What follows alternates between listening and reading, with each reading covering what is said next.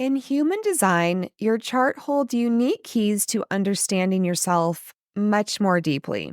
Among these keys are the love gates, which are specific gates within your human design chart that significantly influence your self-perception and self-worth. These gates, when understood and embraced, can guide you toward healthier and happier relationships, including the most important relationship of all, and that is the one that you have with yourself. The gates in the G center of your human design chart can also help you become more of a magnet to attract into your life what you truly want. There are 10 love gates in total, and 4 of them are located in the G center of the human design body graph. And these 4, along with the amazing role of the G Center, will be the focus of this podcast episode. Before we dive into what these love gates are, where you can find them in your human design chart, and what you can do with them, let's clear up some common misconceptions about self-worth and love, especially self-love. First, your self-worth is not directly tied to any of your achievements or the approval that comes from other people. You do not need to meet certain standards or goals to make yourself worthy. The truth is that self-worth comes from recognizing your inherent value as a person, regardless of your accomplishments or your failures. And sure, achieving goals can boost your confidence and can bring you a sense of joy, but your worth remains constant regardless of external outcomes. And self-worth cannot be given or taken away by any other person on this planet. So if someone criticizes you, has a negative opinion of you, or fails to see you as an amazing person or appreciate you exactly as you are,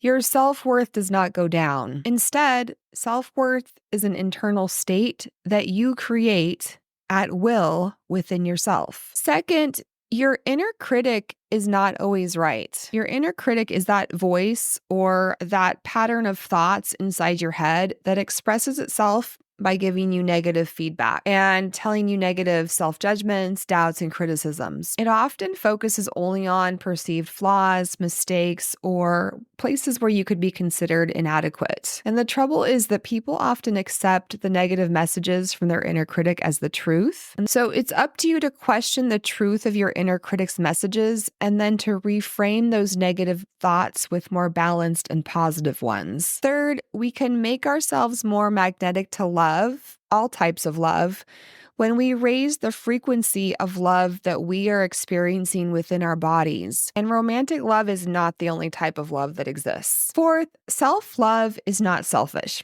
It's actually one of the most generous things that you can do for yourself and for other people. It's about recognizing and respecting your own worth and well-being, and it's about giving yourself the same kindness and care that you would give to other people. When you're able to take care of yourself emotionally, physically, and mentally, then you are more able to share with others without draining yourself. And when you neglect your own needs, you can diminish your ability to be present and supportive for those that you care about and that you want to take care of. Fifth, the key to lasting relationship happiness with others and within yourself lies not so much in the actions you take, but in achieving something that I like to call heartprint harmony, where you embrace and align yourself with who you truly are at your core and where you fully love and accept yourself. Your ability to fully love yourself, your ability to lean into your own inherent self-worth, and your ability to challenge the messages from your inner critic are directly related to what you attract from the outer world.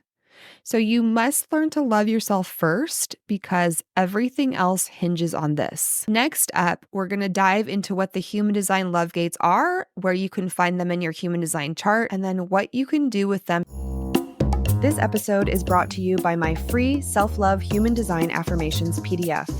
Inside the Self-Love Human Design Affirmations PDF, you'll discover a simple way to shift into deeper love for yourself based on the unique energetic makeup of your human design chart. Head to freespiritalignment.com/free to download it. Now, back to the show.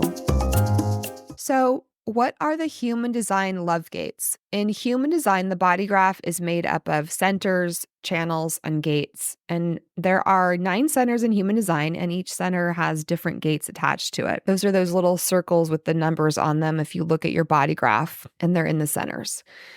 Gates are the endpoints of channels and connect the centers one to another. And each gate carries specific energies and themes, and they influence how we express those energies in our lives. Now, there are 64 gates in the human design system, and a select few are directly related to the concept of love. Love in all of its different forms. And these gates are crucial in shaping your relationship with yourself, how you relate to others, and they can provide a ton of insights into your negative patterns of self-criticism and self-appreciation. So when you deliberately regulate your energy with the love gates, it will become easier for you to use your natural magnetism to attract whatever you desire in relationships and in whatever you want in your life. So gate 10 has to do with self-love. It's fundamentally about loving yourself unconditionally. And when you tap into the higher expressions of this gate, it can influence your self-perception.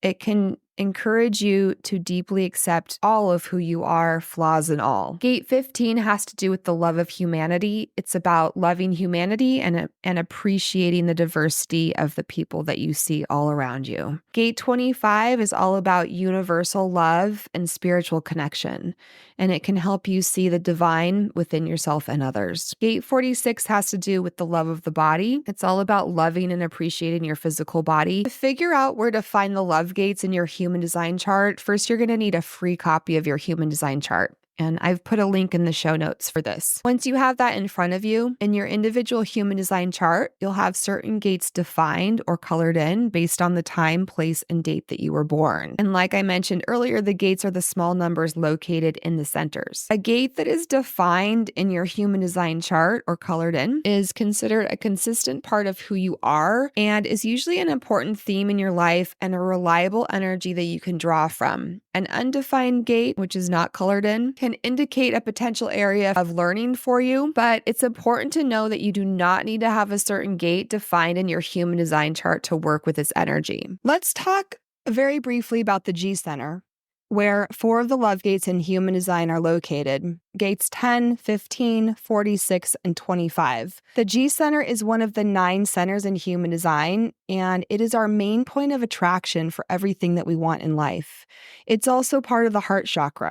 And it's where our physical heart lives and where the literal heart of the law of attraction also lives. It's where we understand who we are and the different directions that we take. And the more you can work with the G center and its gates intentionally, especially the love gates that are located here, the more you're able to consciously open up to receive whatever it is that you desire. There is a ton of power and a ton of magic in this center. And if you can tune into your gifts here and practice using the magic within it more and more, you'll be able to receive and manifest what you want in a more powerful and aligned way. So let's talk about what you can do next with this information, because information is just information unless you apply it. So a good place to start would be to focus on any of the love gates that you actually have defined in your individual human design chart, because these are energies that you have more available to yourself all the time. But what if you're like me and you actually have none of the love gates in the G center defined in your chart? So each of the 64 gates, including the love gates, have higher and lower expressions. And being in a lower expression of a gate isn't necessarily a negative thing or a reason that you should beat yourself up, but it's a way for you to become more aware of the vibe that you're choosing to dwell in, and then to lovingly shift into the higher expression if that's what you want to do. So whether you have a certain gate in your chart defined or not, this doesn't really matter. Another good place to start is by looking at whether you are currently operating at a lower expression of the G center. Whether you have a defined G center or not, you can still be operating at a lower frequency of this center. And the low frequency of the G center can show up in the following ways. So you might be questioning who you are and what you're here for. You might be wondering if you will be accepted for who you are.